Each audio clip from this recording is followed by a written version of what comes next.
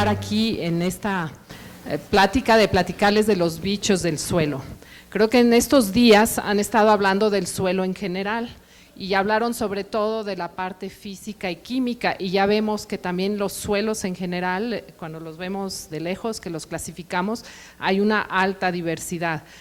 Oí la doctora Elena Kotler el otro día diciendo que México, de los 30 tipos diferentes de suelos que hay en México, en el mundo hay 30 tipos diferentes de suelo, en México hay 25 tipos de suelos, ¿sí? Aquí, es un pequeño ejemplo de lo que tenemos: suelos arcillosos, suelos arenosos, volcánicos, tepetatosos, etcétera. Pero aquí vemos la parte que carga a la vida y a la biodiversidad aquí en estos cortes, pues vemos la parte biológica y la parte del suelo, pues es una parte muy, muy pequeña. Hay algunos suelos profundos que pueden ser hasta 2 metros de profundidad o más, pero en general la parte, y pues eso que le da mucha vulnerabilidad a los suelos, ¿sí? Si los manejamos y si no los cuidamos como se debe. Y pues también esa pequeña parte, pues es la parte viva, la parte dinámica, la parte que se mueve y la parte que le da vida a todo nuestro planeta, ¿sí? Y pues en los siglos pasados, sobre todo, se conocía el funcionamiento del suelo por la parte química física, poco por la parte biológica y ya social y cultural, pues estamos viendo que apenas estamos empezando a indagar y a conocer todo eso. Y pues con eso de la revolución verde y todo hemos resuelto muchos problemas de hambre y de cosas, pero también hemos creado nuevos problemas y hemos degradado mucho nuestros suelos. ¿Y por qué no conocíamos tanto la ecología y la biología del suelo? Porque finalmente el suelo es un ambiente pues difícil de estudiar para el hombre, ¿sí? Es un ambiente compacto, opaco, y que tiene una alta heterogeneidad, entonces es muy difícil, ha sido en los años pasados muy difícil, en siglos pasados, conocer qué pasaba. Le decían que era una caja negra, ¿no? Cómo funcionaba todo eso. Y ahora gracias a las nuevas tecnologías, a todas esas ómicas, biologías moleculares, a los isótopos, no sé, los carbono 14, 13, puede uno entender todos los flujos de los nutrientes y todo lo que pasa.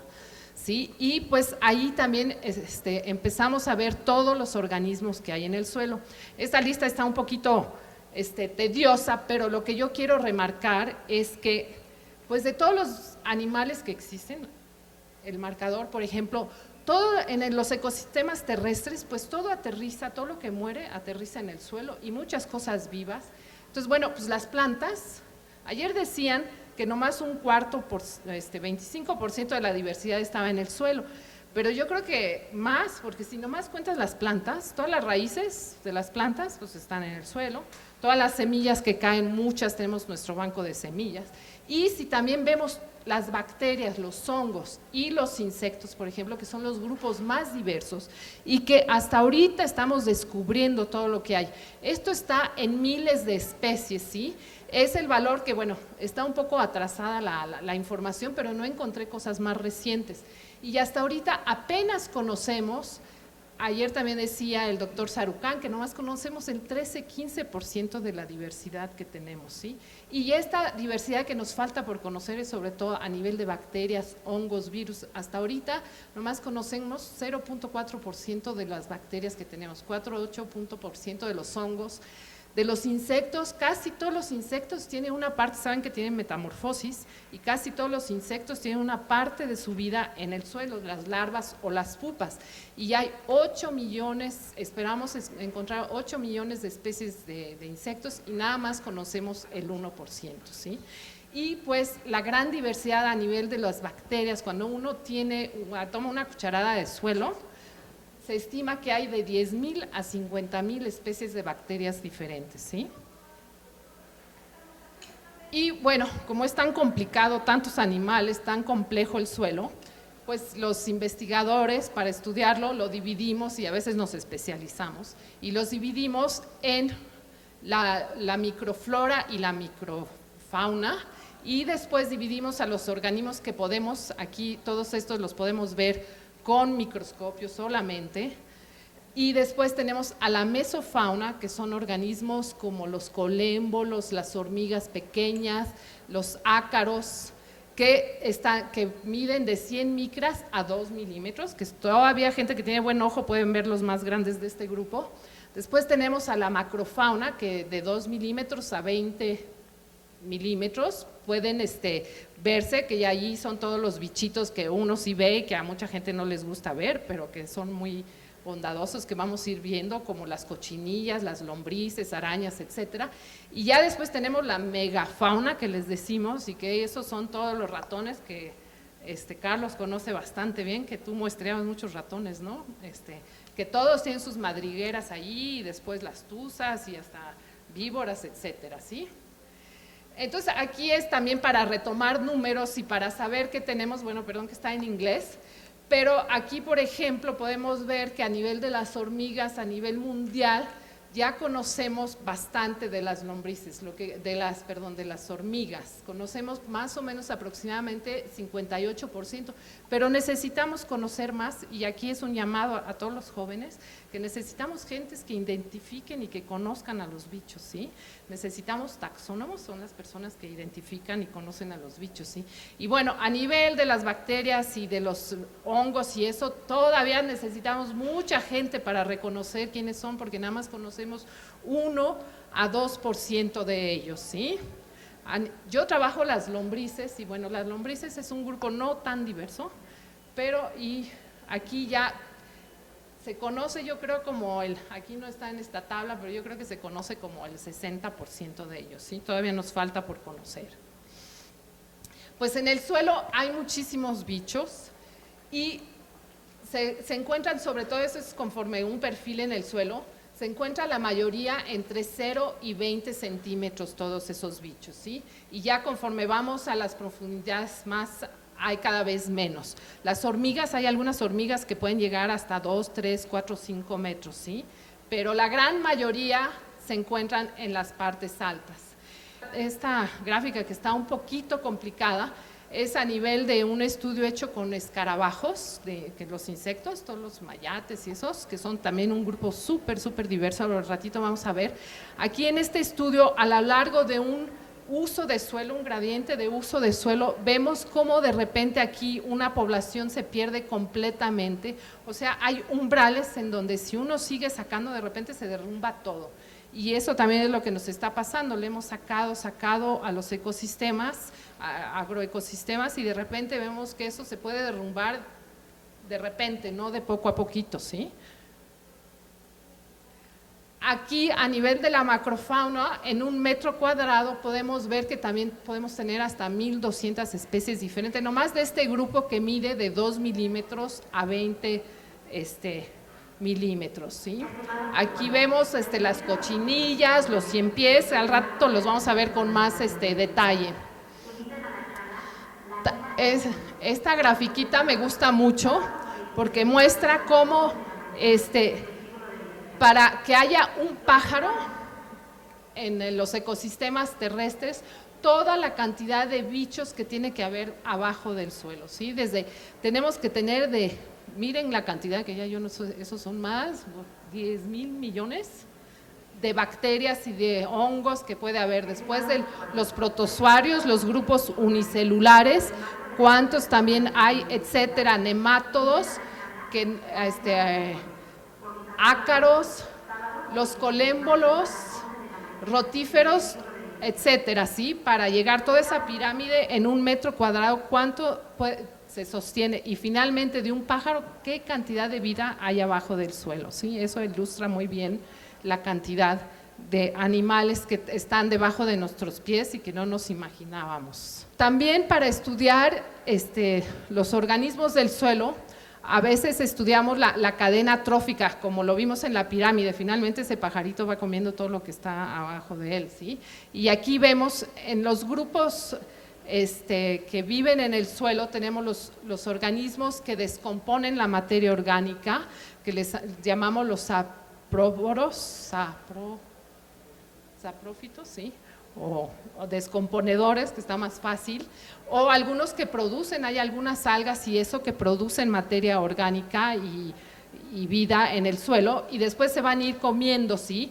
Después tenemos los organismos que pueden descomponer la mayoría de toda esa materia orgánica, son sobre todo los hongos y las bacterias, que son los que tienen todo el arsenal de enzimas que pueden descomponer toda la materia orgánica muerta. Y después tenemos los consumidores y los predadores, ¿sí? Y que son cadenas tróficas muy complicadas. Por eso cada organismo en el suelo tiene su lugar y es importante. Aquí, para tener ya ver más de cerca cada bicho que podemos tener, aquí nos bajamos al nivel microbiológico. Ahora, gracias a todos los sistemas de microscopía electrónica, etcétera, podemos ver todas las muchas bacterias.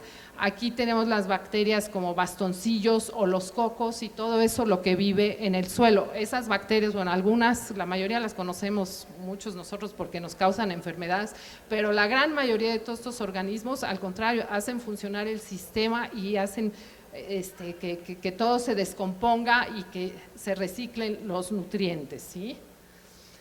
Aquí son hongos micromicetes, hongos que descomponen la hojarasca. Estas fotos son partes de los cuerpos fructíferos. Es un grupo, también los hongos, muy, muy diverso. Estos hongos micromicetos, estos no forman los hongos que nosotros normalmente vemos, que es la parte que está arriba del suelo, y son filamentosos, y todos esos cuerpos de sus esporas. Miren qué diversidad tan bonita vemos, pero eso a nivel microscópico, ¿sí? Eso no lo podemos ver tan fácil, pero gracias a los microscopios podemos ver toda esta gran diversidad.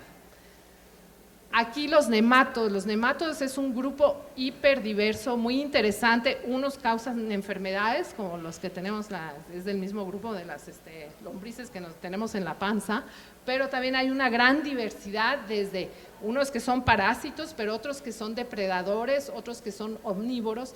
Y por ejemplo, conocer la diversidad de los nematodos que está en un ecosistema pueden ser indicadores de calidad del suelo. Porque, por ejemplo, los omnívoros son muy delicados y apenas se maneja el sistema, se pierden esos grupos. Estos que ya entramos a la mesofauna, a los otros un poquito más grandes y simpáticos. Los colémbolos aquí en general uno los conoce muy poco, se les llaman las pulgas de la tierra porque tienen esa colita que les permite brincar y los ve uno brincar. Unos a veces se ven blanquitos que se mueven y son muy simpáticos si uno los puede ver con una lupa, y son bastante diversos. Y también los ácaros, este grupo, los ácaros son de la familia de las garrapatas, ¿sí? Entonces, bueno, las garrapatas no las queremos mucho, pero hay muchísimos, y estos organismos promueven mucho la descomposición. Estos grupos de la mesofauna son el grupo que permite fraccionar todo lo que está muerto y después permitir a las bacterias y a los hongos de acabar de descomponer y reciclar la materia, ¿sí? Y que son también muy simpáticos, que se ven tan chiquititos, menos de 2 milímetros, los pseudoscorpiones, que también son muy simpáticos. Cuando uno los colecta parece que te quieren agarrar así y son muy lindos, pero yo no he visto tantos, he hecho bastantes muestreos, pero no son tan comunes, o hay que saber buscarlos, ¿sí? Este grupo, los tardígrados, es un grupo muy, muy raro. Yo nunca he visto, mi sueño es poder ver uno en un muestreo, y no he llegado a ver estos animales muy raros que también son de la mesofauna, que a ver cuándo me toca verlos, ¿sí? Aquí las hormigas, un grupo hiperdiverso que también tiene, miren toda la diversidad que puede haber de caritas que tienen y de mandíbulas, según lo que comen y lo que hacen, pues se modifican y hacen. Yo no las quiero mucho porque pican y muerden en los muestreos. Cuando uno tiene un nido de hormigas, un poco una pesadilla. Pero bueno, es un grupo muy importante. Además, donde viven, los hormigueros que crean, son sitios muy especiales en el suelo. Y pues los escarabajos, que son uno de los grupos que atraen más a la gente porque pueden ser preciosos, como estos de colores. Como les decía hace rato, aquí está el ciclo de un escarabajo, en donde la gran mayoría, hasta 2-3 años, pueden tener ese ciclo dentro del suelo. Y pues es uno de los grupos más diversos que hay de insectos, y pues muchos de ellos pasan su vida en el suelo. Aquí tienen ejemplos de que los rodacacas, ¿sí han oído de los rodacacas? Que entierran el estiércol y promueven la descomposición de los de todas las bóñigas de los ganados. Y aquí son sus larvas las que están en el suelo y también gran diversidad. Y no todos esos, la gallina ciega famosa, que todo el mundo acusa que todas las larvas de coleópteros pueden ser come raíces, y no es cierto. Por eso es importante conocer qué tenemos para poder controlar qué sucede, ¿sí? Aquí en estos tipos de larvas, bueno, sí come raíces y sí puede causar problemas en los campos, pero hay muchas otras que son benéficas, o cuando desequilibramos el sistema, el cultivo, pues las que eran facultativas, si ya no hay comida y nomás hay pura raíz de, pues no sé, de maíz o algo así, pues le van a entrar. Entonces, eso es un ejemplo de que hay que mantener la biodiversidad en los campos para poder tener un equilibrio sano y que no se causen esos problemas. Esos problemas casi siempre se dan en monocultivos. Aquí tenemos también el otro grupo, un grupo también bastante importante, que a veces puede ser megafauna, cuando hay las grandes tarántulas, o estos bichillos que les llaman, que son como alacranes, vinagrillos, que echan, eso hay bastante en Veracruz, donde estamos, que echan ácido fórmico allí con su latiguito que tiene en la cola. Y bueno, estos son predadores, pero la mayoría de tenemos los 100 pies, casi todos son predadores y sí pueden ser medio venenosos, pero tenemos todos los diplópodos o las cochinillas, que son los que tienen 2 pares de patas, y esos son descomponedores. Ellos comen la hojarasca, la van fraccionando y permiten después que siga la cadena con las bacterias y los hongos para reciclar la materia orgánica, ¿sí? Y bueno, aquí llegan las lombrices, van a ver que es la foto más poblada, pues es como es el grupo que yo trabajo, aunque no es tan diverso y a veces no es tan bonito como los escarabajos, pero tienen un trabajo muy importante en el suelo, ¿sí? Y bueno, pues hay de todas. Bueno, las que más tenemos y que reconocemos, pues aquí en México son de este tipo. Estas están en Filipinas, no las tenemos, estas tan coloridas y tan bonitas, pero en México creo que podemos encontrar este tipo de lombrices y unas rojas muy bonitas. Y bueno, dentro de las lombrices tenemos desde las que hacen la lombricomposta y que pueden vivir en altas densidades, y otras que viven dentro del suelo y que no le van a entrar a la lombricomposta. Entonces hay que saber cuando uno hace lombricomposta qué lombriz va a usar, ¿sí? No todas las lombrices pueden hacer lombricomposta. Hay unas que viven en el suelo y que comen 100% suelo, y otras que comen 100% materia orgánica en descomposición. Y pues creo que en el suelo uno de los procesos ecológicos más importantes que sucede es la descomposición de la materia orgánica. Como ya se los estuve diciendo, pues se crea con el proceso de la fotosíntesis, creamos materia orgánica, pero toda esa materia orgánica pues se va muriendo y se tiene que reciclar. Entonces se hacen los residuos orgánicos, pero dentro de ese reciclaje, bueno, se mineralizan y se fraccionan y se vuelven los minerales, los nitratos, los amonios, los fosfatos, que son la forma de moléculas que se pueden alimentar las plantas. Pero hay otro proceso que sucede muy importante dentro del suelo, es la humificación, y es eso donde tenemos nuestro colchón de fertilidad y de secuestro de carbono.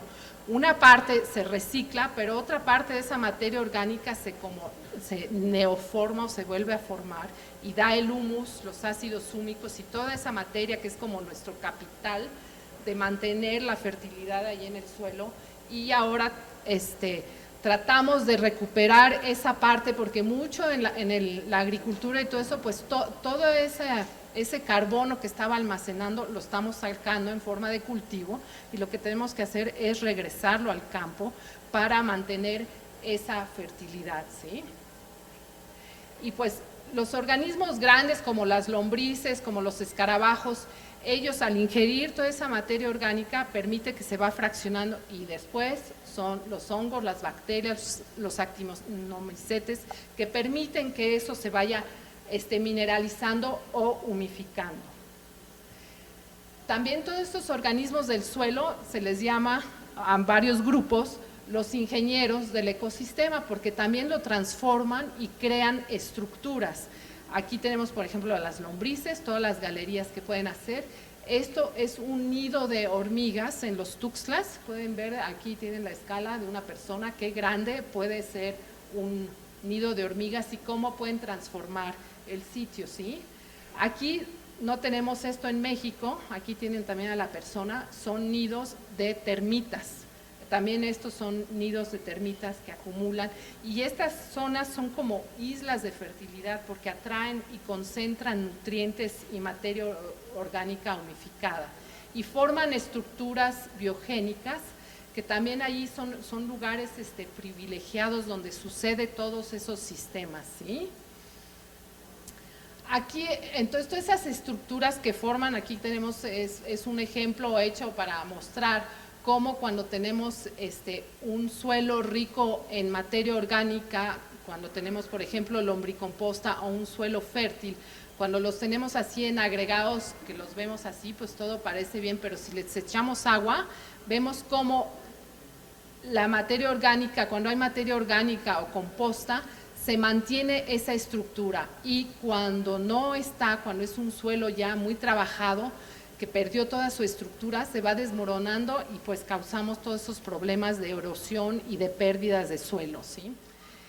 Aquí seguimos viendo todas las galerías y actividades y toda esa estructura que da el suelo, pues que permite, que dan estos organismos, pues que permiten aumentar la infiltración del agua, dar porosidad al suelo, oxigenación para que pueda haber intercambio de gases y que puedan vivir los organismos y ser un mejor lugar y que puedan estar allí bien. Entonces, también ese lado, el parte fertilidad, pero también el parte estructura del suelo dan todos esos organismos, ¿sí? Y permiten el drenaje, la incorporación del agua. Y aquí, por ejemplo, un estudio que nosotros hicimos aquí en Veracruz, en unos pastizales, podemos tener una población de 33,000 lombrices por hectárea, y estas lombrices hemos estimado pueden comer 400 toneladas de suelo por hectárea por año, ¿sí? Entonces ese impacto que pueden tener en el sistema es importante y si ya no tenemos esos organismos, si ya a fuerza de poner fertilizantes, plaguicidas, etcétera, pues también se pierde todo ese equilibrio, ¿sí? Entonces, pues el suelo, que ha sido difícil para el hombre conocerlo, pues también para los organismos que viven en él puede ser algo complicado para moverse, para comer, porque también pues si se humifica la materia orgánica se estabiliza, así es como el principio del proceso de hacerse el petróleo finalmente, la humificación, ¿sí? Se estabiliza y puede estar ahí un buen tiempo, entonces también no es tan fácil digerirla. Y moverse, encontrarse hasta la pareja, yo no sé cómo le hacen las lombrices para encontrarse a su media naranja, ¿sí? Entonces en el suelo hay esos lugares privilegiados, como ya más o menos se les he estado platicando, por ejemplo, las raíces donde están, es un lugar importante, las hormigas, les mostré hace rato, o las termitas en África o en Australia, la zona donde viven las lombrices o donde está la hojarasca, porque allí hay alimento, allí se está dando los ciclajes de nutrientes. Y aquí está el ejemplo de las raíces, no sé si ustedes han visto raíces de maíz alguna vez, que ven que a veces se les sale un juguito. Pues gracias a los nuevos estudios de todo el carbono que una planta fija en fotosíntesis, la mayoría de ese carbono se va rapidísimo a las raíces, es como el 20% de ese carbono y sale en forma de azúcar, ¿sí? Y esa forma de azúcar es como atraer a todos los demás organismos, bacterias, y después pues llegan las lombrices porque hay bacterias y llegan hongos, etcétera, para poder hacer ese ciclaje de nutrientes, ¿sí? Entonces en el suelo hay muchas interacciones que se dan y atracciones, ¿sí? Para poder funcionar y hay cooperación en el suelo para poder que ese medio funcione, ¿sí? Por ejemplo, el nitrógeno, han oído, bueno, de fertilizante, que hay que ponerle urea, que es rico en ese nutriente, que es el nitrógeno muy importante para crear materia viva, ¿sí? Y pues Muchas, antes se pensaban nada más las leguminosas, creaban una asociación con los rhizobiums, que son fijadores de nitrógeno, que son el nitrógeno que se incorpora a la cadena biológica, nada más puede entrar al sistema vía bacterias que lo fijan de la atmósfera. El nitrógeno que tenemos en la atmósfera no podemos hacer nada con él.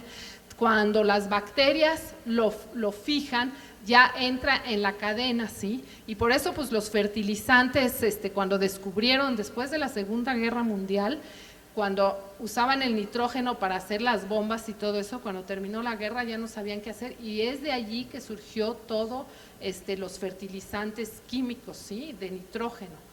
Pero eso es una entrada hecha por el hombre y está también desbalanceando todo el sistema, cuando todos estos fertilizantes químicos que estamos poniendo pues se están lavando en el suelo, se van al agua, etcétera, y causan muchos problemas de contaminación, ¿sí? Entonces, estos rhizobiums fijan bacterias, hacen una asociación, fijan nitrógeno y pueden hacer hasta, puede ser más de un costal de fertilizante lo que fijan. Entonces, mantener, por ejemplo, la milpa, finalmente nuestros antepasados no sabían que era esa bacteria que fijaba el nitrógeno, pero ellos sabían que si ponían frijol con maíz le iba mejor al frijol, y de allí la milpa, ¿sí?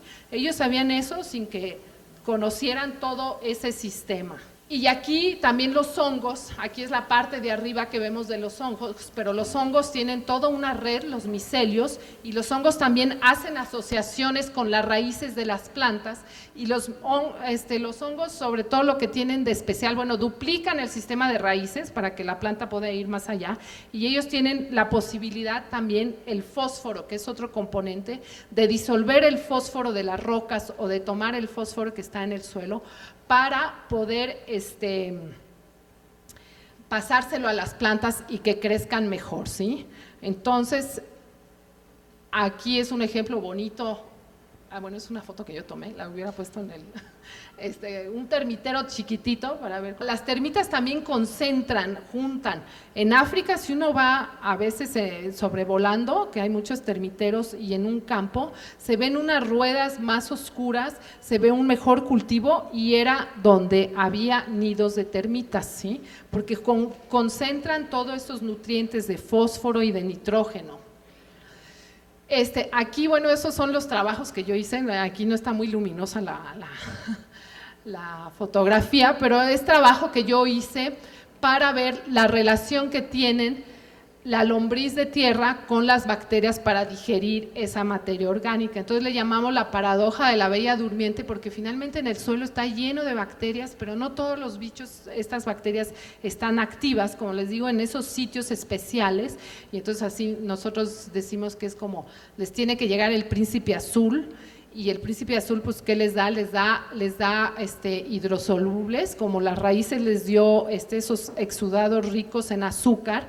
Aquí la lombriz, por ejemplo, cuando ingiere todas esas toneladas tantas de suelo, tienen que activar a esas bacterias y ellas liberan hidrosolubles, azúcares en su intestino, ¿sí?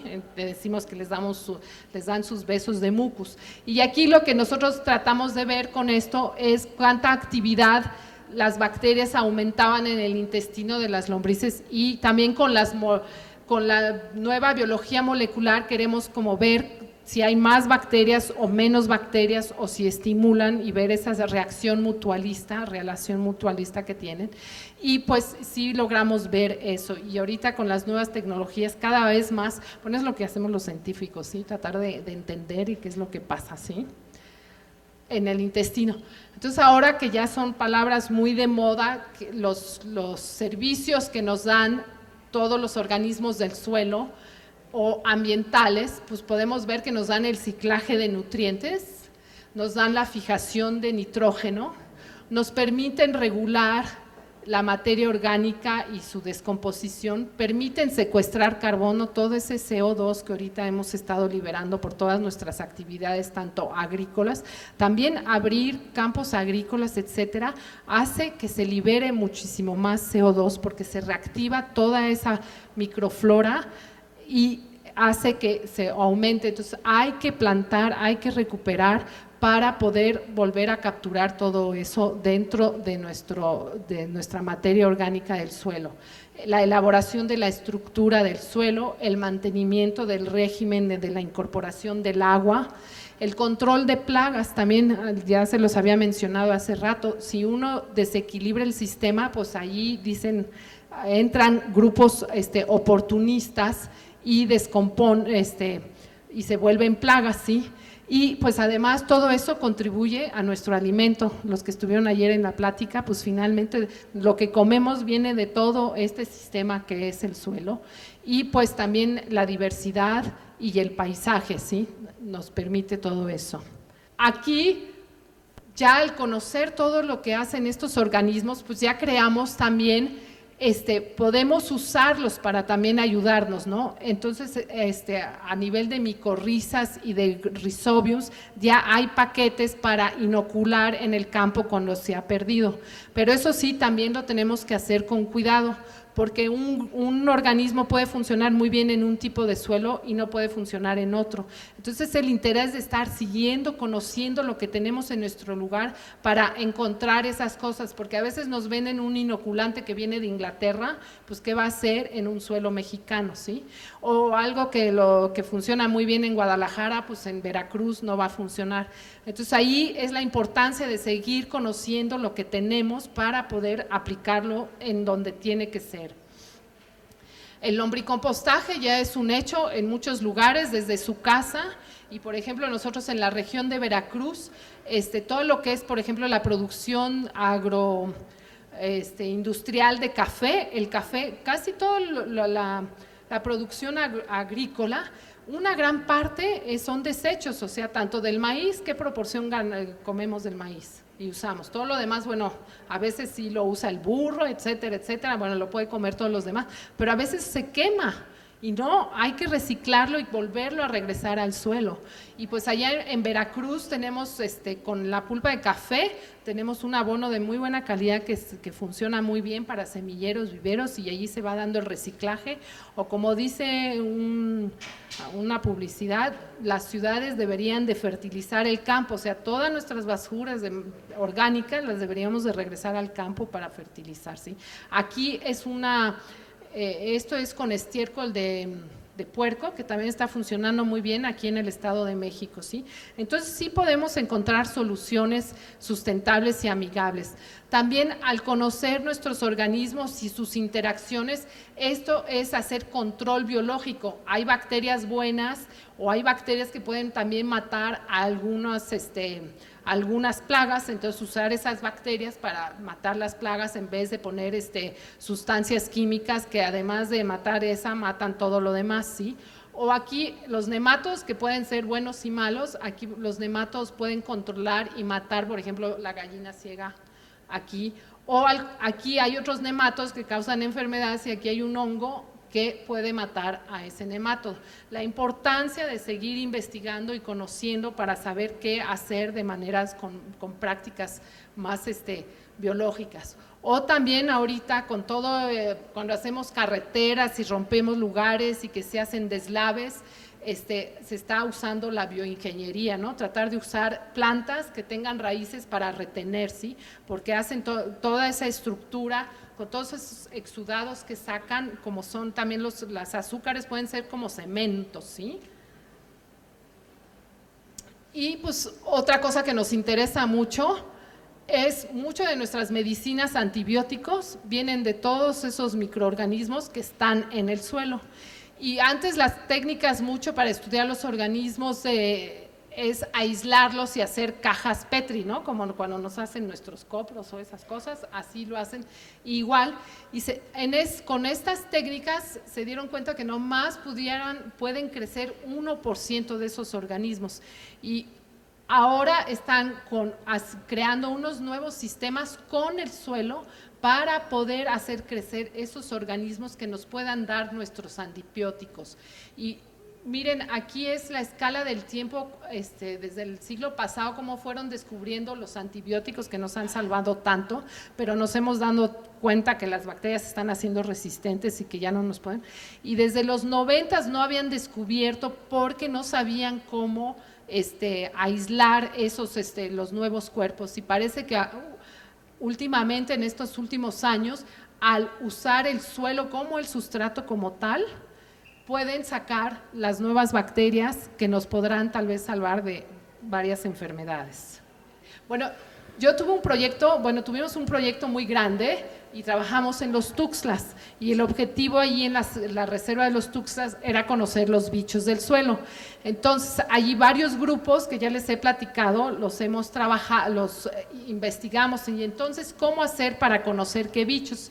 Entonces, allí, según el uso del suelo, desde la selva hasta el maíz estuvimos haciendo muestreos, y según los grupos de suelo, pues hacíamos un tipo de muestreo diferente. Aquí teníamos, pues para todos los microorganismos, con tal de agarrar paladas de suelo, allí después en el laboratorio aislamos y hacemos técnicas y podemos ver bacterias, hongos, etcétera. O si no, para organismos de la hojarasca hacemos estas bolsas especiales y se seca la muestra y van cayendo los bichitos en unos recipientes, y ya después bajo microscopio los vamos identificando. O también los que caminan en el suelo les hacemos unas trampas pitfall y allí recolectamos los bichos, ¿sí? Es para animarlos a ser biólogos y ir a buscar bichos. Yo, el grupo que más trabajo, bueno, son muchas horas en el campo, pero allí desmoronamos unos bloques de tierra y ahí vamos colectando todos los bichos que hay. O también hormigas y bichos chiquitos, también se hacen esos embudos con luz, pues por el calor ellos migran para abajo y también los colectamos. Bueno, tristemente los guardamos a veces para identificar en alcohol y cosas para saber qué, pero no se puede hacer de otra manera, ¿sí? Y después pues también hicimos aquí los muestreos, las campañas de muestreos entre todos. Creo que Silke Kram estaba por ahí la ves. Ajá. Y pues también aunado con eso, pues tomamos todas las características físico-químicas del suelo para hacer relaciones y entender qué tenemos, ¿sí? Y pues aquí los resultados que tuvimos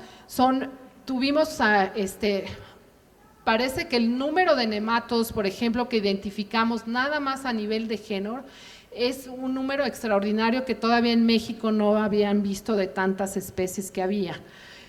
A nivel de coleópteros también encontramos una gran cantidad. De los fijadores de nitrógeno encontraron nuevas cosas que no habían encontrado antes, ¿sí? Entonces, se necesita todavía hacer inventarios para saber qué tenemos. A nivel de las micorrizas también, el número de géneros diferentes que encontramos era superior a todo lo que ya había en México, ¿sí? Entonces casi duplicamos en ciertas cosas lo que se conocía. Bueno, eso era la oportunidad que hubo un financiamiento, dinero, porque pues sí, siempre se necesita dinero para hacer esos. Y pues aquí el resultado que tuvimos es que siempre a nivel de selva tenemos más organismos y ya a nivel de maíz tenemos mucho menos organismos, ¿sí? Entonces, pues vemos que al modificar nuestro medio, pues perdemos especies, pero también la riqueza que logramos ver ya haciendo análisis de las diversidades gamma, beta y etcétera, bueno, que tal vez para ustedes es en chino, pero lo que vemos que también cuando tenemos un mosaico diferente de paisaje, hay una gran diversidad, y eso se demostró. Tuvimos una gran diversidad al ver, cuando juntábamos los 4 sitios teníamos una mayor diversidad que un solo sitio, ¿sí? Y pues también de allí sacamos indicadores de calidad de suelo con todos esos datos que tuvimos, y también tuvimos resultados que vimos que el lugar que tenía más más vegetación tenía una mejor calidad. Entonces, pues claro que al usar el medio siempre lo degradamos. Y pues aquí, si comparamos también los usos de suelo, estos indicadores que va del 1 al 0, el que es 1 es el mejor, y pues vimos que la selva siempre tenía mejor calidad en indicadores físicos, químicos, de materia orgánica o de bichos y general, ¿sí? Entre el maíz y la selva, pues sí hay algo de diferencia. Pues ya para terminar y regresar a Conavio, en Conavio dimos toda esa base de datos, está en el SNIB, y también hicimos un pequeño articulito en Biodiversitas, y en estos mapas vemos dónde están los organismos del suelo representados. Aquí lo que se ve más claro es a nivel de los escarabajos, y pues vemos que bueno, ya hay bastantes cosas, pero todavía falta, y a nivel de otros grupos casi no hay nada. Entonces necesitamos personas para encontrar lo que hay, entonces necesitamos muchos jóvenes que le entren a esto. Bueno, pues creo que lo voy a dejar acá porque ya me pasé. Ajá, ya después iba a hablar de otras cosas.